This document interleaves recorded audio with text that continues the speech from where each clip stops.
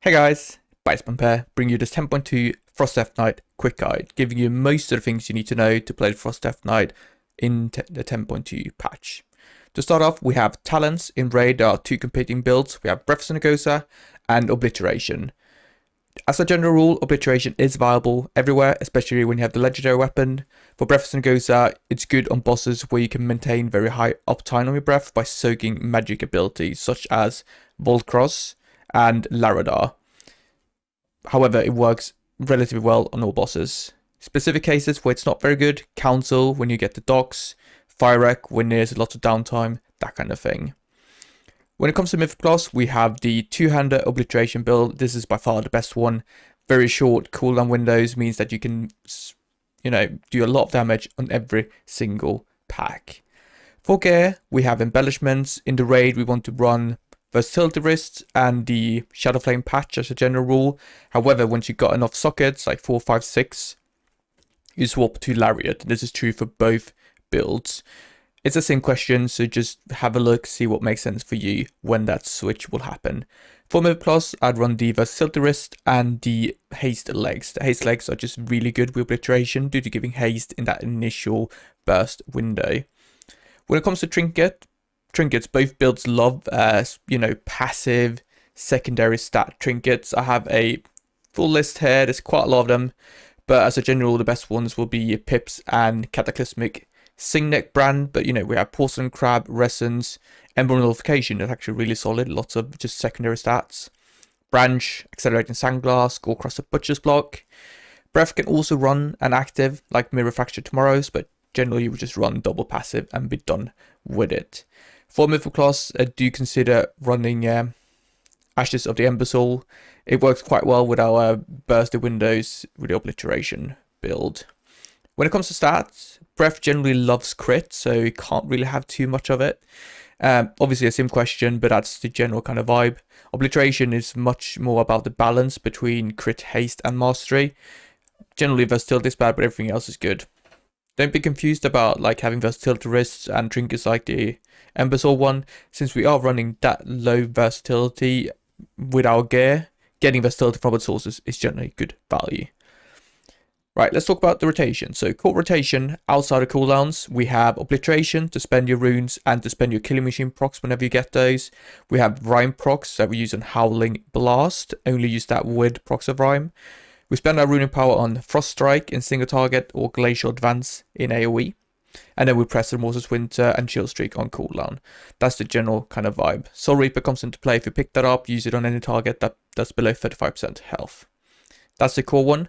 Let's talk about what happens when we play specific talents and cooldowns. So Breath of Sanagosa, very special one, because when you use that talent, essentially your entire raid encounter will be with that active. That's the end goal.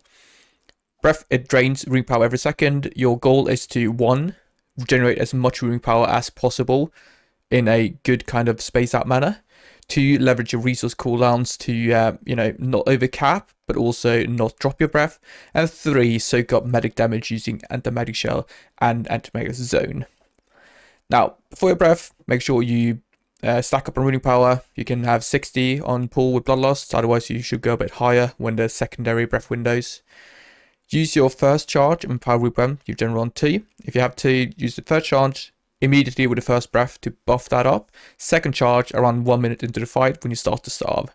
Horn of Winter, use that whenever you have 0 runes available, so you can't press Obliterate, and using it won't overcap you, so when you're not at max runing power either. This generally happens the first time at around 20 seconds into your initial breath. Anti-Magic Shell gives you runing power whenever you soak magic damage. Make sure to leverage that as much as possible. As a general rule, you can't step into fire and soak things. That doesn't count towards it, so it has to be like raid-wide AoE damage that you can soak up, but that usually happens on every fight. Same thing with Anti-Magic Zone with the Assimilation talent. You can soak up raid magic damage to help your breath going. The whole thing is about planning. Make sure to space out your resource cooldown so you don't overcap on resource at any point. But in general, when Breath is active, you're just going to spam Obliterate, use your procs of Rhyme on Howling Blast, use a more Swint on cooldown, use Chill Streak on cooldown. If you go too low in runing power, ignore everything but Obliterate. Just try and hit those Obliterates to go back up again and save your breath. Now, Obliteration is all about your Obliteration windows, which is your pillar of frost windows. In this scenario, when you hit pillar, you can generate Killing Machine procs by spending or by using Glacial Advance, Frost Strike, Howling Blast, and Soul Reaper. The whole idea is to spend every single GCD either generating a proc of Killing Machine, or consuming one.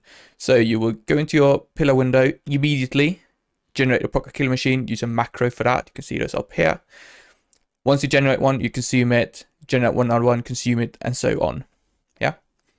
Some special advanced bits there is that, generally you can stack Killing Machine twice, which means that you can prioritize things like Rhyme, procs, and stacking up your Elite Frenzy buff if you had a single stack of Killing Machine. Right. Other cooldowns, you have Pillar. Use that as much as possible throughout the fight. We might run a Abomination Limb, just use that all the time or save it until you need to group up some adds. But other than that, that's kind of your CD management and CD gameplay as FrostDK. We have some openers that we need to execute. You got them up here. You got one for Breath, one for Obliteration. They look quite similar. The Breath one is all about generating lots of running power and then sending all your cooldowns into your first breath.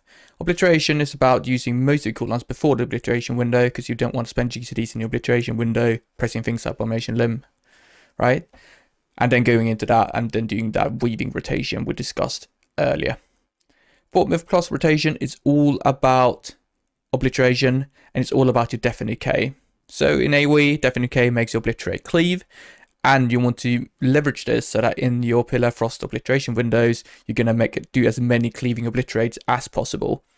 As a rule, you want to press Pillar, generate a Killing Machine, do another GCD, ideally generating a second Killing Machine, then pop Deafening K, so you get perfect overlap of Deafening K with the rest of your Pillar window. Once that's done, if you had 2 charges of Deafening K to start off, use another one afterwards. That's the whole plus rotation. Use Glacial Advance because it is AoE. Alright, so that's the 10.2 Frost Death Knight for you. Hopefully that was quick, easy to understand and, digestible. Leave a comment down below. Let me know what you thought about this video. Upvote, downvote, consider subscribing, and I'll see you guys in the next one. Thank you very much for watching. Bye-bye.